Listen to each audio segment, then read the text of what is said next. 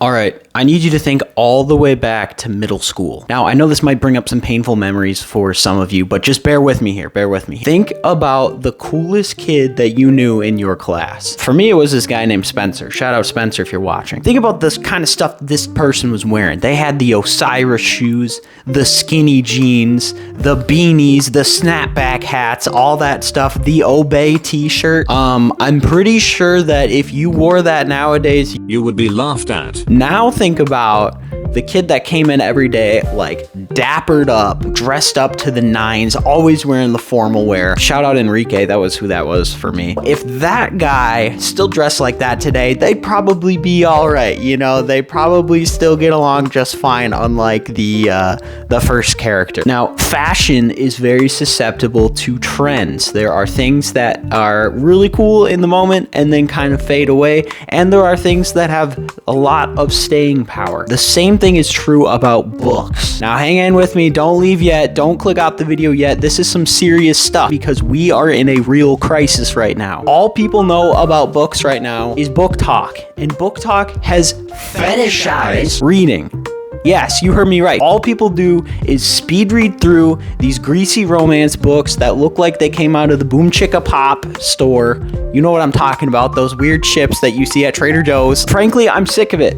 I think this generation needs to learn that there are certain trends that we can't just latch onto and make it our personality, and this is certainly one of them. There are certain books that will come in and out of style, and I think this current little phase of reading that we're in is absolutely going to go out of style very fast. But I want to enlighten you guys about the classics. These are the suit and tie to the Obey shirt. This is the classic dress shoes and slacks to your skinny jeans and Osiris's. This is the real deal. These things have been cool. They're gonna stay cool, and you're not gonna see people speed reading through them on BookTok. Now I'm gonna come at you with a warning.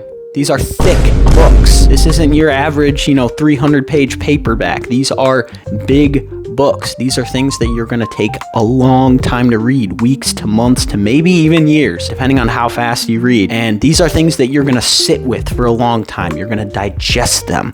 You're going to get to know them. You're going to make sweet love to them. These are 3 books that I think you should read that are very dope and swag and YOLO, because that's how we used to talk, right? Is that so cool? The first thick book on our list is The Count of Monte Cristo by Alexandre Dumas. I think that's how you say it because it's French, right? This one is a thicker. It's about 1,200 pages, and as you can see, I'm not even done with it yet. I still have about 400 pages to go. Regardless, this is turning into one of my favorite books I think I've ever read. It is so awesome. It is so cool. But if you ask the academics about this, the literature fiends, they're going to tell you, oh, Pshaw, that's just a child's book, an adventure book, an adventure novel. It's not a classic. This is the forgotten classic. I'll tell you this right now.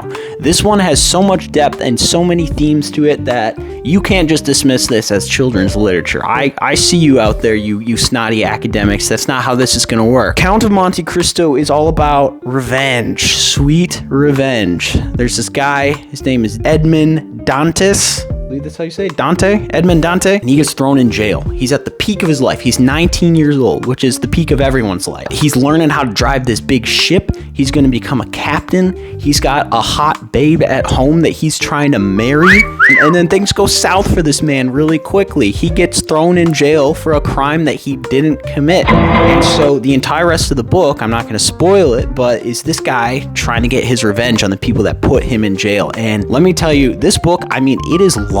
I'm not gonna sugarcoat this. It's long, but this is, it's full of action. There is event, there is plot. There is one thing after the other, and it's very fast paced for a book that is this old. Every chapter feels like you're consuming, that short form content, those TikToks. This book is honestly a pretty quick read. I know it looks big, but it goes by fast. And there is a lot of stuff that happens in these pages. Like I said, very plot forward forward book. You're not going to get bored reading this one. Very exciting, very thrilling tale, and I'm honestly really excited to see how it ends. I know it's not cool that I'm reviewing it before I've even gotten to the end of it, but this is a super cool book. Super cool. 100% highly recommend. As you can see, I've like torn it to shreds. The spine is ruined. The front cover is bent. There's rips in all the pages and stuff. That's how you know it's a good book.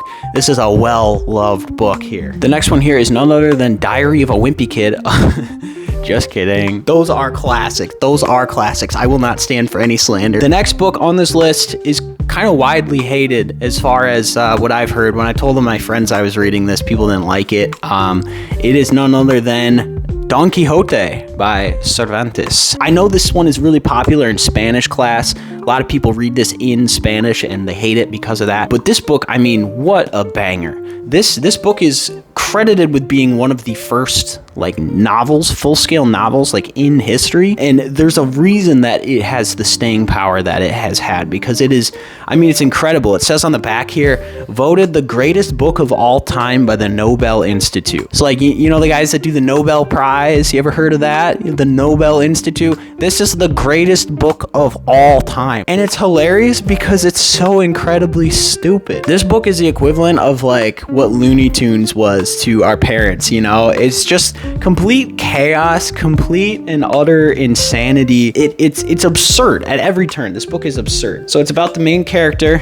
this fellow right here, Don Quixote, and he reads a bunch of books and basically goes crazy and thinks that he's a knight, and there's no such thing as knights, but he just wants to be a knight. So he takes this like super skinny horse and just goes and rides around and just makes mayhem being a knight. I love on the surface just how absurd and how crazy this book is. One of my favorite scenes that I can remember literally had me laughing out loud. I've never done that reading a book, but he's in this attic, right? And it's dark at night and he's dreaming that he's fighting a giant. And so as he's doing this, he's like stabbing wine barrel or something, and there's wine pouring out of it, and so people think there's blood, and eventually he starts throwing hands with like this barrel, and he wakes everyone else up, and people think there's intruders in this place that he's in, this inn. And so all of a sudden everyone in this whole inn is like throwing hands with each other in the dark because they can't see each other, they don't know who they are. And like just the way that they describe it in this book, it's so funny. I think over and over one of the lines that keeps appearing is talking about how amazed people were with Don Quixote. You know, this person was amazed, and just that like sentence alone makes me laugh, even just thinking about it, like how ridiculous he is. On a deeper level though, there's some really cool kind of ideas in this book, and I think the one that really resonates with me is sort of this like triumphant pose here that you can see on the cover. He is ridiculous and people look down on him throughout this whole book, but Don Quixote doesn't care.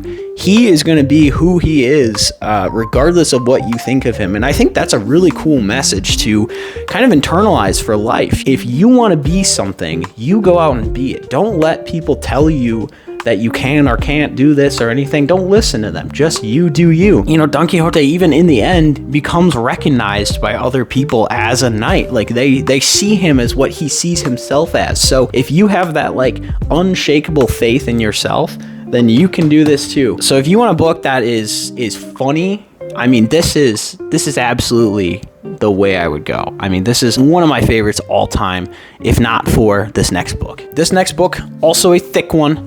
It is none other than Moby Dick. I bet you didn't see this one coming. This is probably on every list, and there is a good reason for it. I mean, I hold this book in such high esteem. Like the first time I read this, I was blown away, honestly. I think this is one of the first like major classic books that I ever read. And, you know, it's kind of a beast for your very first classic book. This one's probably about 800 pages. The book is all about this guy, Ishmael. You've heard that name before, right? Call me Ishmael. Classic opening to a book. And this dude wants to go out and find whales. He wants to go out on the water.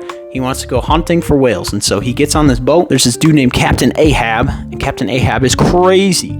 And he's searching for the white whale Moby Dick, which is like impossible to kill. He can't bring it down, you know, and the whole book is about his ambition. He wants, you know, he's so hell-bent on bringing down this whale that he's going to do anything that he can to get there. And it's kind of a cautionary tale about being obsessed, overly obsessed with your goals and you know, being hell-bent on success no matter what. You know, in the end of the book, it really drives this point home and kind of makes you realize that it's not necessarily worth it, unfortunately. Throughout this book, though, there's a bunch of really awesome kind of like cutaway scenes that teach you all about whales and sailing, and it's like a really immersive kind of story. Like, you will feel as though you are sailing on a boat. Like, you will feel like a sailor when you're reading this book, and it's got a really kind of romantic kind of feel to it almost. You can almost identify with these sailors who love the sea. They love being out on the water.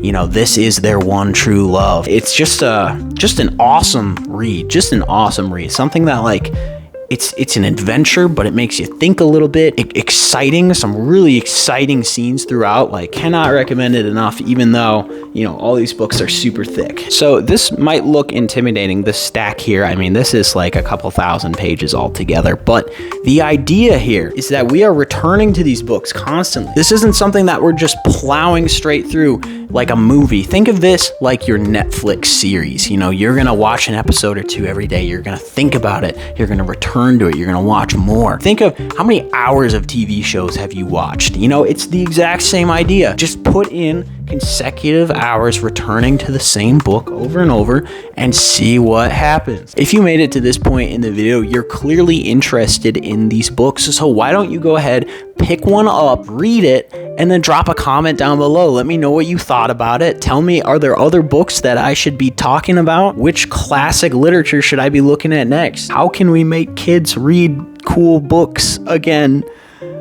I don't know. Help.